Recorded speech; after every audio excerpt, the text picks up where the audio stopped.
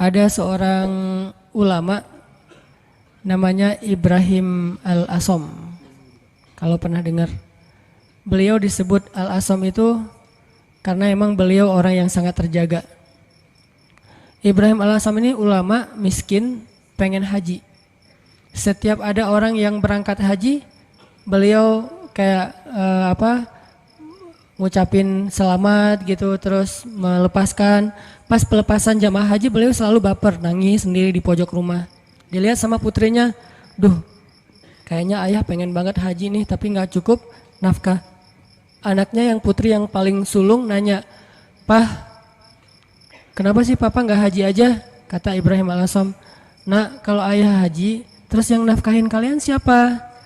Biaya haji mungkin murah, tapi nafkahnya siapa? Sementara istrinya, keluarganya gak ada yang nafkahin selain suaminya ini, orang tua." Akhirnya anaknya bilang, "Allah yang menafkahi kami. Berangkatlah wahai ayah, serahkan kami kepada yang lebih baik daripada ayah, yaitu Allah." Terus anaknya nanya, "Ayah itu pemberi rezeki atau pemakan rezeki?" Ini anak luar biasa nih. Ayah itu pemberi rezeki atau pemakan rezeki? Ayahnya bilang, "Pemakan rezeki sama seperti kamu dan yang lain."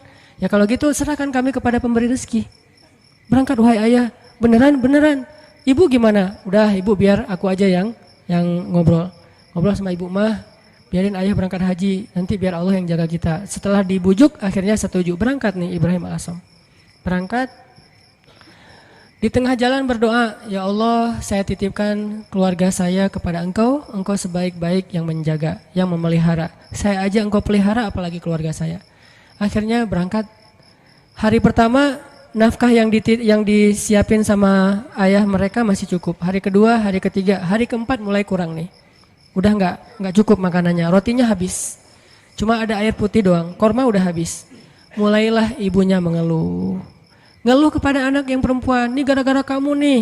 Gara-gara kamu akhirnya ayah berangkat. Terus kita gimana, nasib kita gimana?" Dan seterusnya ngeluh. Anaknya nanya lagi kepada ibunya, "Mah, ayah kita itu pemakan rezeki atau pemberi rezeki?" Kata mahnya, "Ya pemakan rezeki sama dengan kita, tapi kan tetap harus ikhtiar." "Ya udah kalau gitu pemakan rezeki telah pergi, sedangkan pemberi rezeki terus menjaga kita." Allah kan gak pergi, yang pergi itu yang makan rezeki, Allah gak pergi. Jadi tenang aja mah, sabar sedikit. Karena kalau Allah mau ngasih kejutan, Allah biasanya suka ngasih ujian dulu. Kenapa dikasih ujian? Supaya Allah ngelihat kita tuh pantas gak sih dapat kejutan dari Allah. Ini penting nih ya. Kalau Allah pengen ngasih kita surprise, Allah biasanya nguji dikit. Kenapa diuji? Karena Allah pengen lihat kita tuh pantas gak sih dapat surprise yang luar biasa dari Allah. Kalau kita bersabar, Allah kasih tuh kejutan yang luar biasa. Sabar mah, sabar. Gak lama kemudian lewatlah satu rombongan dari raja. Rombongan pangerannya lewat berburu kehabisan air. Akhirnya ada satu pengawal datang ke rumah Ibrahim Al-Asom, ngetuk pintu minta tolong diberikan air. "Assalamualaikum." "Waalaikumsalam.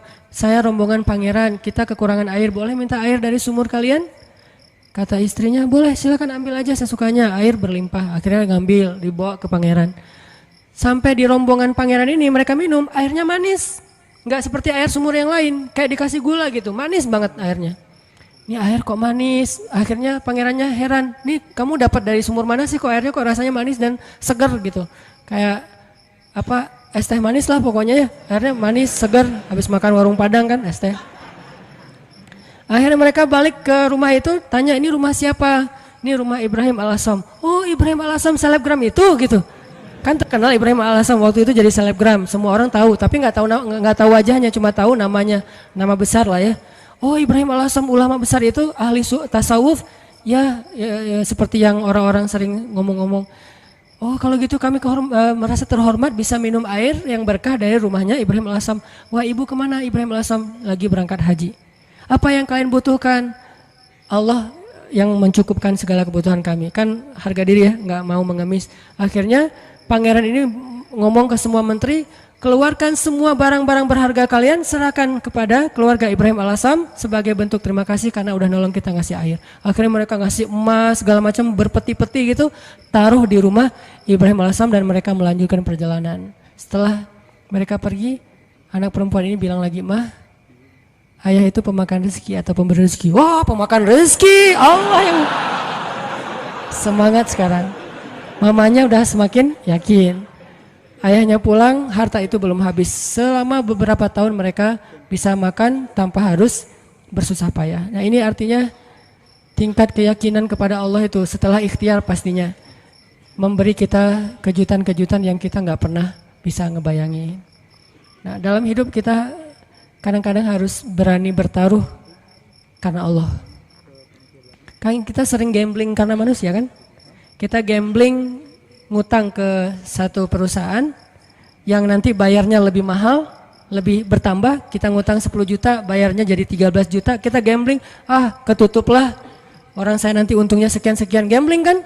Kenapa kita berani gambling kepada makhluk yang bahkan tidak ada niat baik untuk menolong kita, tetapi kita tidak berani gambling kepada Allah yang bahkan berjanji pasti akan menolong kita selama kita di jalannya. Kenapa nggak berani gambling kepada Allah? Nikah tunggu mapan dulu. Kenapa nggak gambling aja? Nikah nanti Allah mapankan. Bukankah janji Allah gitu? Kalau mereka fakir, kalau mereka fukoro, kalau mereka nggak punya makan, Allah yang akan memberi makan. Kan beres. Jadi datang ke calon mertua, Pak, saya pengen melamar anak Bapak. Udah punya kerja apa? Belum, Pak. Terus gimana memberi makan anak saya? Allah yang memberikan makanan. Dan ngomongnya jangan ragu-ragu, yakin. Allah Pak, Bapak mau saya sebutin hadis-hadisnya. Siapin aja buku hadisnya beberapa lembar ya. Silakan Bapak boleh dibaca-baca pas waktu senggang. Mungkin waktu itu nggak langsung diterima, hidayah orang kan bertahap ya. Waktu itu minimal dia udah ngerti dulu. Hari seminggu kemudian setelah dia baca hadis-hadis akhirnya dia nelpon untuk ngomong lagi minta hadis yang lain, tapi nggak nerima-nerima gitu. Cuma pengen belajar agama doang. Intinya teman-teman, yakin sama Allah, bukan nunggu mapan baru nikah. Nikah Allah mapankan. Nunggu punya bekal baru berangkat ke luar negeri ke Mesir. Berangkat dulu, nanti Allah kasih bekal. Tahu itu yang sering saya jelasin, yang kalau di YouTube kan ramai tuh, gimana saya berangkat ke Mesir nggak bawa bekal. Ikhtiar udah mentok, dan mentok-mentoknya cuma dapat $1.000. Udah mentok banget tuh.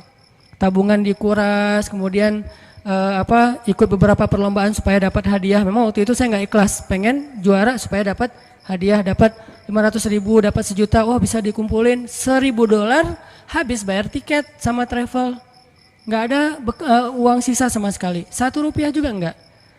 Kan ikhtiarnya udah mentok nih. Apakah doa pernah mentok? Doa itu nggak ada mentoknya, ada aja terus. Ya udah ya Allah, saya udah ikhtiar, dapatnya cuma $1.000, sisanya pasti banyak, cuman ada di sisi Allah, bukan di sisi saya. Ada banyak, cuman di sisi Allah. Allah ghaniyun, Allah maha kaya. Wa ma indallahi khair, dan apa yang ada di sisi Allah pasti lebih baik daripada yang di sisi kita. Allah ngasihnya pas kita butuh. Sekarang saya kan belum butuh, butuhnya buat bayar travel. Ya udah Allah bayarin dulu buat travel. Kalau buat makan nanti ngasihnya pas mau makan, jangan sekarang. Kita kan sering yakinnya kalau udah ada di tangan kita, bukan di tangan Allah, dan itulah derajat keyakinan kita. Makanya yang terjadi keajaiban dalam hidup kita itu ya gitu-gitu aja. Kita yakin apa yang ada di tangan kita, bukan yakin apa yang ada di tangan Allah. Terus yang di tangan Allah, saya gimana nanti? Ya pas kita butuh Allah kasih. Jadi ibaratnya kita kayak nitipin duit ke orang yang sangat terpercaya, orang tua kita gitu. Atau ke istri, Mama pegang ya, kita lagi kayak traveling berdua nih sama pasangan. Yang kamu yang pegang duitnya, kasih berapa? 10 juta, jalan ke Bali gitu. Kita khawatir nggak jalannya? Enggak, orang duitnya udah dipegang pasangan kita kan, dan kita percaya nggak mungkin dia duit itu dipakai sendiri, tiba-tiba dia beli gaun, beli apa, habis aja duitnya. Nggak mungkin, dia paham manajemen keuangan kita. Pas bayarin taksi, keluarin sama dia. Bayarin kasih tips ke bel saya di hotel, bayarin sama dia 15.000, 20.000. Ada terus ketika kita butuh. Gitu juga kita menitipkan nasib kita kepada Allah. Masalahnya cuma yakin. Bukan ada apa enggak, adanya pasti, yakin enggak, itu doang masalahnya. Sama kayak kita nitip ke pasangan tadi, ada duitnya, yakin enggak bahwa duit itu nanti akan dikasih pas kita butuh? Yakin. Berarti ke Allah juga harusnya kayak gitu. Bukan enggak ada duitnya, bukan enggak ada hartanya, bukan enggak ada kebaikan dan anugerah itu. Ada banget. Cuman yakin enggak kita Allah sebaik-baik yang memelihara? Berangkat ke Mesir, butuh makan, baru Allah kasih buat makan. Butuh bayar kos-kosan, awalnya 3 bulan pertama baru Allah kasih buat kos-kosan. Butuh, setiap butuh Allah kasih. Toh selama saya di Mesir, saya nggak pernah tuh ngerasa kurang dari kebutuhan saya, walaupun nggak megang lebih, tapi nggak pernah merasa kurang. Sama kan? Apa bedanya dengan orang yang megang lebih? Nih ya, ada 2 orang nih. Yang satu pegang duit banyak, tapi yang dibelanjakan segitu-gitu aja. Yang satu nggak pegang duit banyak, tapi yang dibelanjakan juga sama dengan yang pegang duit banyak. Bedanya apa? Cuman beda tenang doang ya. Yang satu tenang karena megang duit banyak, yang satu nggak tenang karena nggak megang duit kan? Cuma beda itu doang. Padahal yang dibelanjain sama. Kalau nggak punya duit nanti mau beli sesuatu yang mahal gimana? Ya berdoa aja minta yang mahal. Ya Allah, pengennya sih Alphard, duit nggak ada. Kita kan baru berani milih barang mahal kalau kita punya duit banyak kan? Kenapa nggak berdoa yang mahal walaupun kita nggak punya duit? Di situ belajar iman, belajar yakin sama Allah, belajar la ilaha illallah. Saya dulu pas mau beli rumah, memangnya saya punya duit? Yang saya juga cerita tuh, duitnya berapa? Cuma 30 juta. Rumah yang dicari 300 juta. Rumah yang didapat 700 juta. Coba gimana tuh? Logikanya nggak masuk. Tapi yakin aja sama Allah, jalan aja tuh, jalan-jalan, azan asar. Allahu Akbar, Allahu Akbar. Allah Maha Besar. Masuk ke masjid, sholat. Nggak kepikiran juga habis sholat dapat rumah. Kalau kepikiran mungkin nggak dapat kan? Kepikirannya Allah yang panggil. Nih bos manggil nih. Nggak boleh ditunda-tunda kan? Bos yang manggil, datang. Sholat, habis sholat ketemu jemaah. Ustadz lagi ngapain? Nggak, lagi jalan-jalan. Senyum-senyum malu gitu.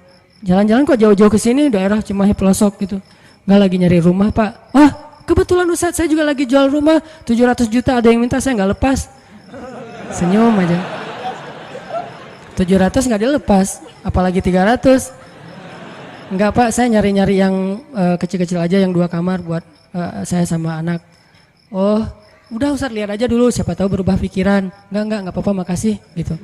Pulang nih, malam dia telepon lagi, Ustadz please besok datang ya. Ini benar ya kata Nabi, kalau kita nggak mencari dunia, dunia tuh ngejar-ngejar kayak memelas gitu, begging ke kita tuh. Bayangin dunia begging. Please Ustadz datang, please Ustadz ambil saya, kata si rumah teh. Rumahnya minta begging ke saya supaya saya tinggal di situ. Ya saya mah orangnya biasa-biasa aja.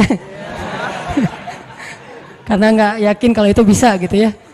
Ya udah karena menghargai dia datang besoknya. Bukan untuk ngelihat rumah, menghargai orang yang meminta. Datang pas ngelihat garasinya muat 3 mobil, makin nggak mungkin. Ada kolam renang anak, makin nggak mungkin. Kamarnya 10, wah nggak mungkin. Gimana Ustadz kata dia? Rumahnya besar ya Pak. Gitu doang basa-basi. Gimana Ustadz, tertarik? Ya siapa nggak tertarik rumah kayak gini, tapi saya nggak nyari yang kayak gini-gini Pak. Males ngerawatnya, nyapunya susah. Gitu. Alasan gitu.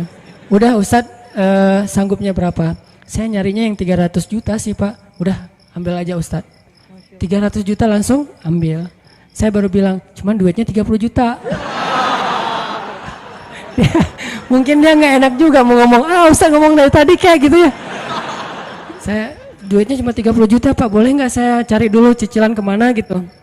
Saya lagi nyari-nyari yang finance syari untuk cicil. Udah Ustadz gak usah gitu-gitu, ribet. Udah nyicil ke saya aja kalau Ustadz ada duit. Berapa lama nih? Ya terserah Ustadz. Mau setahun, 2 tahun, 10 tahun terserah Ustadz deh. Alhamdulillah sampai setahun lunas. Allah kasih rezeki. Yang tadinya kita tuh nggak punya rezeki sebanyak itu untuk bisa ngelunasin hutang besar. Tapi begitu Allah kasih kesempatan, bukan sengaja mau berhutang, Allah mudahkan, ya udah. Akhirnya ada aja jalan. Saya usaha awalnya jual beli pulsa gitu kan, ada 60 cabang pulsa dulu di Bandung, belum ada Indomaret, Alfamart. Terus mulai naik lagi jual beli mobil bekas, mulai naik lagi main di properti sedikit-sedikit, nggak banyak, nggak gede sih. Tapi di situ Allah ternyata benar ya, kalau kita mintanya ke Allah, Allah Maha Kaya, bisa ngasih lebih dari yang bisa dikasih oleh manusia. Kalau minta ke manusia, minta banyak-banyak amat sih, kan gitu kan ya. Minta ke perusahaan finance, pasti dia minta jaminan. Jaminannya dia akan ngasih maksimal setengah dari harga anggunan yang kita gadaikan. Itu artinya kita selama ini belum bisa tenang, belum bisa tumakninah kalau belum ngelihat materi itu di kantong kita, di saldo kita. Seolah-olah kalau itu di tangan Allah nggak ada, itu masalah kita. Masalah kita di situ teman-teman. Seolah-olah kalau masih di tangan Allah itu belum ada. Padahal di tangan Allah itu lebih ada daripada di tangan kita. Kenapa? Di tangan Allah itu nggak akan raib. Nggak ada yang bisa nyolong di tangan Allah. Di tangan kita banyak yang bisa nyolong. Di Di tangan Allah itu nggak mungkin diambil orang, dicopet, dijamret, nggak mungkin. Di tangan kita gampang banget dijamret. Di tangan Allah nggak mungkin salah ngitung, di tangan kita gampang salah ngitung. Di tangan Allah nggak mungkin mubazir, sia-sia, salah penggunaan. Di tangan kita mungkin banget salah digunain. Akhirnya mubazir, sia-sia. Artinya apa yang di tangan Allah khair. Wa ma indallahi khair, benar-benar lebih baik. Cuman Allah kenapa nggak nunjukin fisiknya?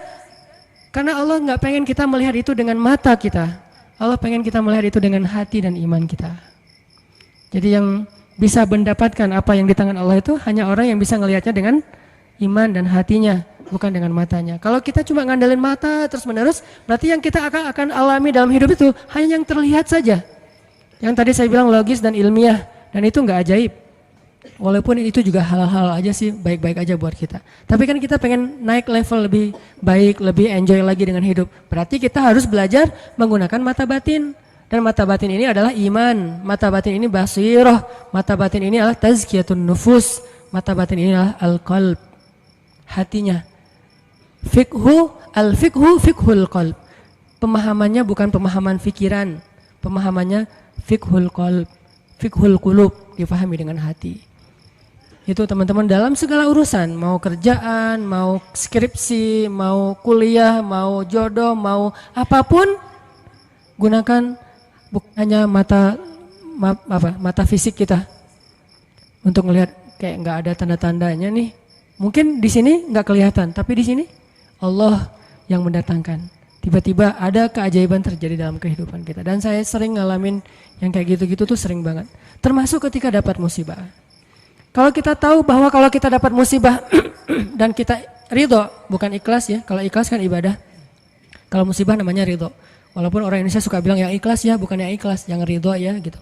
Kalau kita ridho dengan satu musibah lalu kita serahin sama Allah, Allah tuh gantiin yang lebih banyak loh. Masalahnya kita nggak yakin. Dapat musibah langsung panik, langsung putus asa. Harusnya pas dapat musibah tetap kita ikhtiar untuk menyelesaikan masalah kita, mencari jalan keluar, mengambil kembali hak kita. Tapi itu jangan sampai mengalahkan porsi kita meminta kepada Allah gantinya yang lebih baik. Begitu dapat musibah, ini bukan cuma antara kita dengan orang, tapi antara kita dengan Allah. Ya udah, kalau lo curang sama gua, ya Allah beri saya yang lebih baik daripada yang sudah hilang dari saya. Allahumma ajurni fi musibati wa akhlif li khairam minha. Langsung Allah ganti. Dan itu janji Rasul. Mana pernah Rasulullah berdusta? Tidaklah orang berdoa dengan doa itu ketika musibah, kecuali Allah akan memberikan gantinya yang lebih baik untuk dia. Tapi kita harus benar-benar yakin dan bijaksana. Maksud bijaksana sini, jangan mendikte Allah harus seperti yang kita pengenin. Kadang Allah ngasih yang lebih baik, nggak mungkin yang lebih kurang. Minimal sama atau lebih baik, nggak mungkin kurang dari itu. Doa, saya pernah mobil saya diserempet orang, terus orangnya pergi. Saya ini ternyata untuk benerin mobil yang keserempet itu 1,5 juta. Langsung doa waktu itu juga pas lagi kena musibah, jangan tunggu marah dulu beberapa hari baru doa. Saat itu juga Allahumma ajurni fi musibati wa akhlif li khairam minha. Orangnya udah nggak ketahuan di mana, nggak bisa ngejar lagi. Tapi saya udah rugi 1,5 juta. Gimana nih ya Allah, beri saya ganti yang lebih baik. Seminggu kemudian Allah ganti 15 juta. Benar kan 10 kali lipat 15 juta. Dan itu bukan sedekah, bukan pemberian orang yang kasihan. Allah kasih jalan mungkin lewat usaha apa, lewat penghasilan apa, lewat untung dari mana. Yang jelas halal. Dan itu 15 juta, 10 kali lipat. HP saya jatuh. HP waktu itu harga yang punya pertama harga 2 juta. Ada qiyamul lail di masjid markasnya Pemuda Hijrah. Saya bangun jam 2, acaranya jam 2. Jadi udah telat kan. Bangun langsung panik gitu. Orang-orang pada nunggu. Miss call udah 15 gitu, banyak banget. Ustadz kemana aja? Akhirnya panik, wudu. Karena panik pakai baju segala macam, HP jatuh dan kacanya langsung pecah dan gak bisa dipakai. Saat itu juga saya doa, ya Allah beri saya ganti yang lebih baik darinya. Berangkat ke masjid. Paginya Allah ganti dengan Note 5 yang waktu itu harganya 10 juta. Gimana caranya? Allah punya banyak cara, ada aja. Tiba-tiba ada usaha ini yang mungkin untung sedikit, dari sini ada apa, ada yang hadiah atau ada apa. Banyak banget subulana, jalan-jalan kami. Tinggal minta aja sama Allah. Sehingga kalau kita yakin dengan ini, begitu diputusin,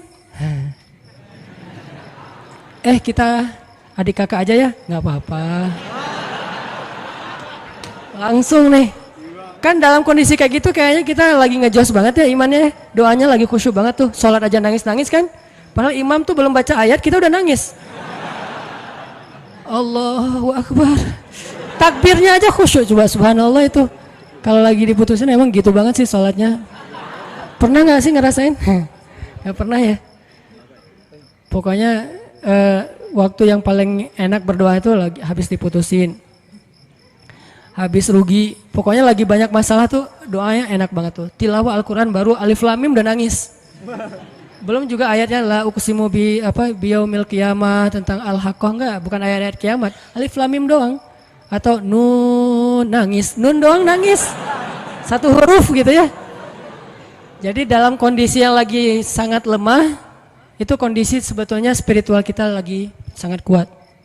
Jadi secara fisik atau secara emosi kita lagi lemah-lemahnya, di saat yang sama berarti spiritual kita lagi kuat-kuatnya. Gunakan kesempatan itu. Biasanya kalau emosinya lagi stabil, lagi nyaman, spiritualnya lemah. Seringnya tuh kayak gitu kan. Lagi gak ada masalah, lagi nyaman nih, semuanya kayaknya asik-asik aja. Kita doa juga, Rabbana atina fid dunya hasanah. Ada yang lebih parah, ya Allah samain aja deh dengan yang sebelah gitu kan. Saking malesnya berdoa, doa sholat juga bacanya yang standar-standar aja, al-ikhlas. Karena cuma itu yang ikhlas, yang lain gak ikhlas. Tapi begitu emosional kita lemah, di waktu yang sama, spiritual kita langsung kuat.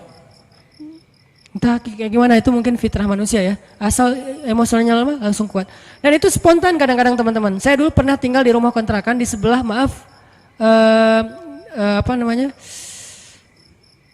lokalisasi. Jadi di sebelah rumah saya itu ada kayak asrama kayak gituan, kupu-kupu senja. Saya persis di sebelah rumahnya di Bandung tuh. Namanya Jalan Saninten. Kan ada Saritem, ada beberapa kan. Nih ada Saninten juga. Saya tinggal di sebelahnya. Kalau malam pokoknya kita sering dengar banyak hal-hal aneh aja di sebelah. Kalau saya mau ke masjid, saya sengaja ke masjid itu pakai jubah, pakai sorban, gitu ya. Terus janggut digini-giniin, padahal nggak panjang, tapi digini-giniin. Jalan depan cewek-cewek itu sore kan mereka udah pada duduk, udah selesai dandan, udah wangi kan, duduk depan gang tuh. Saya jalan, Assalamualaikum, Waalaikumsalam. Lewat. Kadang-kadang kalau malam mereka nggak kenal saya lagi lewat pakai motor gitu, langsung disamperin, om gini. Saya tinggal di situ. Oh ya maaf om, saya balik panggilin. Suka dipanggil-panggil gitu. Orang saya tinggalnya di situ. Pas anak udah agak gede, saya khawatir anak jadi nggak sehat dengan lingkungan itu baru pindah. Tadi mau cerita apa ya? Hah? Oh ya, spontan ya. Nah yang punya tempat itu pastinya nggak pernah sholat dan memang preman juga sih, badannya gede. Kalau dengan saya mungkin 4 kali saya lah, gede banget pokoknya, gede banget orangnya, tinggi besar dan nggak ada yang berani sama dia.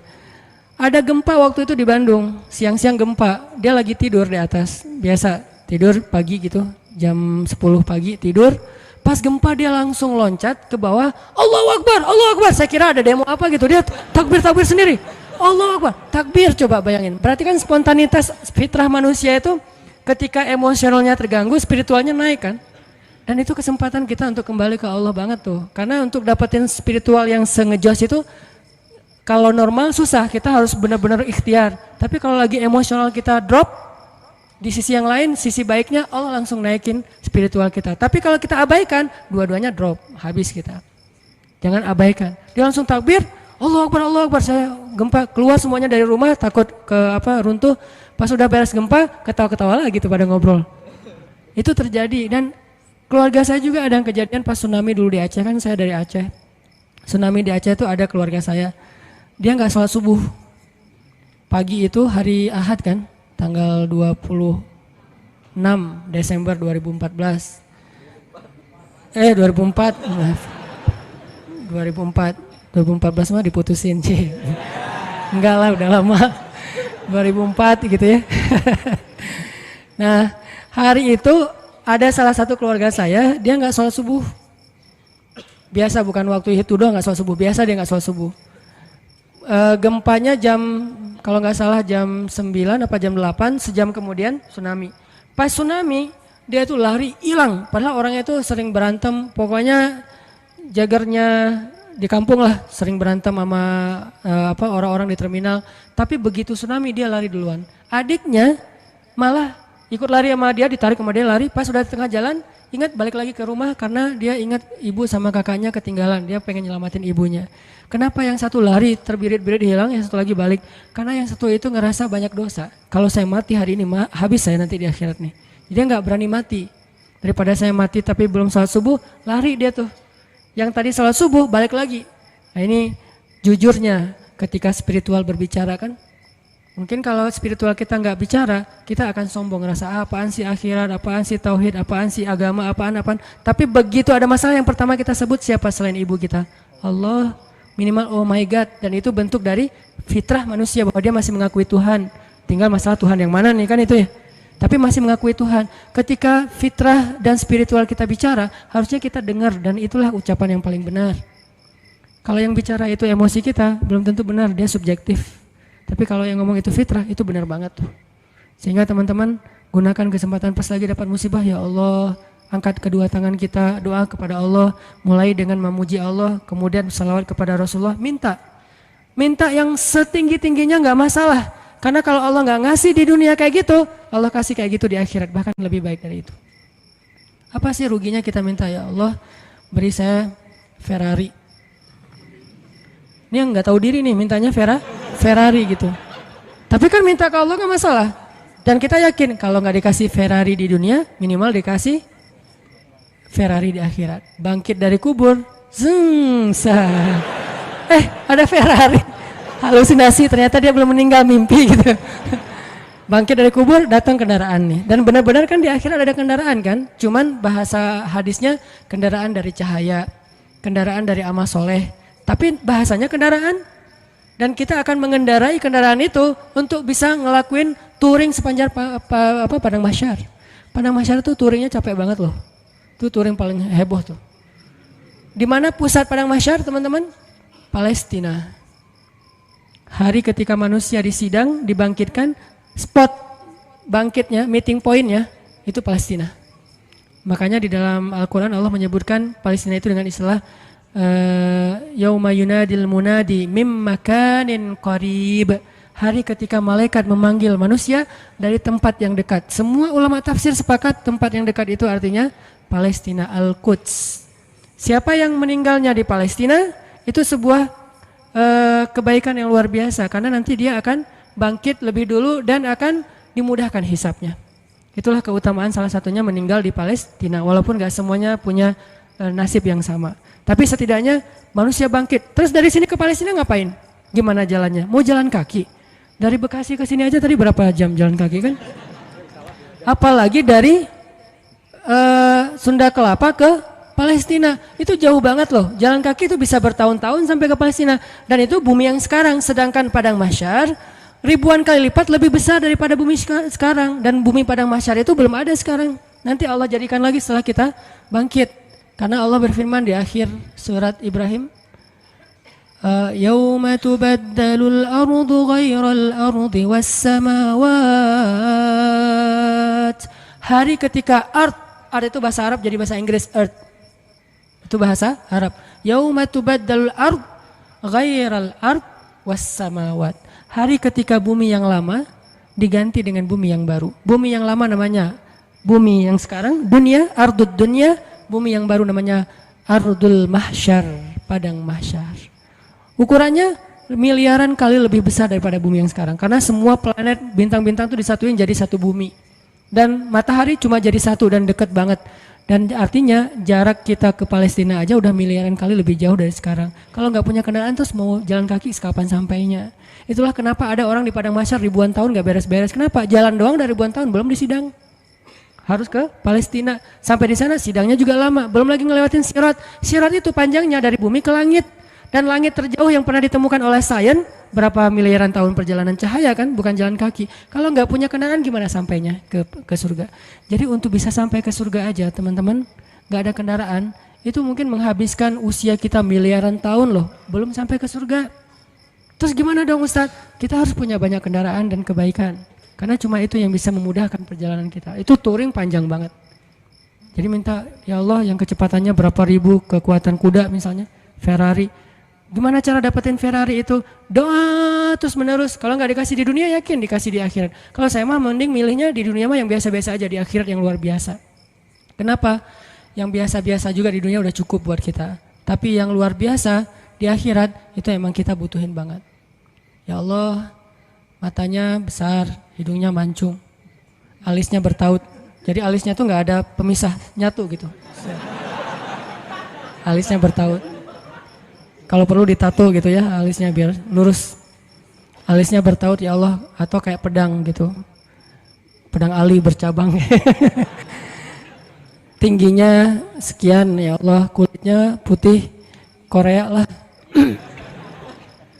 Minta yang sebaik mungkin. Nanti kalau nggak dikasih jodoh kita kayak gitu di dunia, maka jodoh kita yang di dunia itu nanti akan Allah perindah di akhirat. Dan saya sering cerita, di surga itu nggak ada jomblo.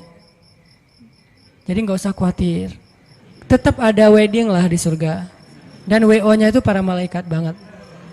Malaikat yang nyiapin segala macam, kita dirias sama malaikat. Nang sini nang, dirias sama malaikat. Malaikatnya tuh yang bagian rias yang keren-keren gitu, dirias udah secantik-cantiknya, rambutnya nggak kusut lagi selama-lamanya, nggak ada cerita aduh keringetan ya, aduh AC-nya mati ya, ternyata ini apa segala macam, nggak ada tuh di surga. Selalu bahagia. Baitun, rumah yang tidak ada teriakan dan tidak ada keluhan cuma ada di surga. Di rumah tangga di dunia tetap ada. Gimana pun soleh keluarga Nabi, Aisyah kadang-kadang mengeluh manusiawi, tapi di surga nggak ada. Nikah di surga. Siapa yang jadi walinya? Allah Subhanahu wa Ta'ala. Saya nikahkan kamu dengan perempuan yang soleha ini, perempuan dunia yang udah jadi bidadari, dengan mahar surga satu seluas langit dan bumi. Saya terima nikahnya. Nggak ada cerita di surga itu ngucapin akad nikah salah, itu nggak ada. Sah kata saksi, sah nggak ya, sah nggak ya, nggak deh. Ternyata saksinya mantan belum bisa move on gitu. Hati-hati cari saksi ya, jangan mantan. Pasti nggak sah melulu itu mah. 10 kali juga nggak sah. Intinya teman-teman, surga itu didapetin kalau kita benar-benar di dunia ini menggunakan semua kesempatan di sisi Allah SWT. Ada masalah minta ke Allah, ya Allah, ya Allah, doa aja yang sebaik mungkin, nggak ada sia-sianya. Itu beberapa kisah yang mudah-mudahan bisa booster semangat kita beramal soleh dan selalu hadir dalam majelis para ulama. Dengerin taklim itu bukan berdebat ya,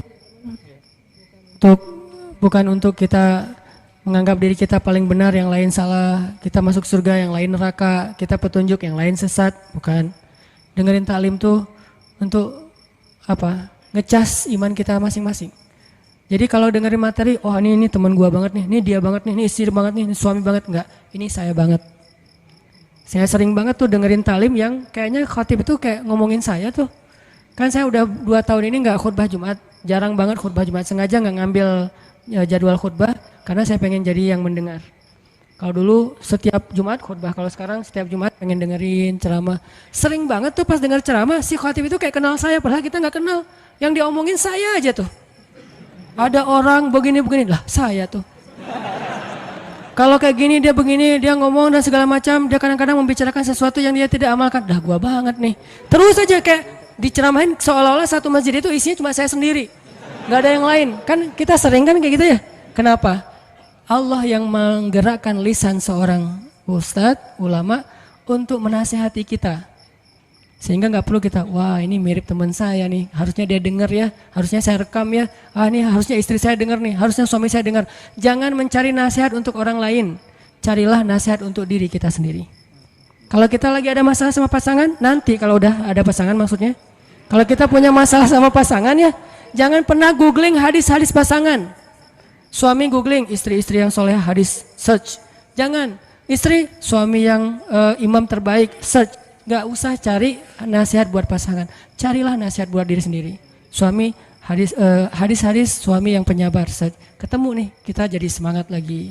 Oh berarti saya yang salah. Istri yang solehah hadis, search. Oh saya yang salah. Gitu harusnya, jangan disilang. Kalau disilang semuanya saling menuntut dan saling menyalahkan. Kalau sesuai dengan masing-masing kapasitasnya, semuanya saling memperbaiki diri. Cari buat diri kita. Ikut taklim buat memperbaiki diri, bukan memperbaiki kelompok yang lain. Bukan memperbaiki orang lain, tapi memperbaiki diri kita sendiri. Itu aja, mudah-mudahan ini bisa jadi penyemangat. Saya mohon ampun kepada Allah jika ada yang salah. Mohon maaf jika ada yang keliru. Barakallahu li wa lakum.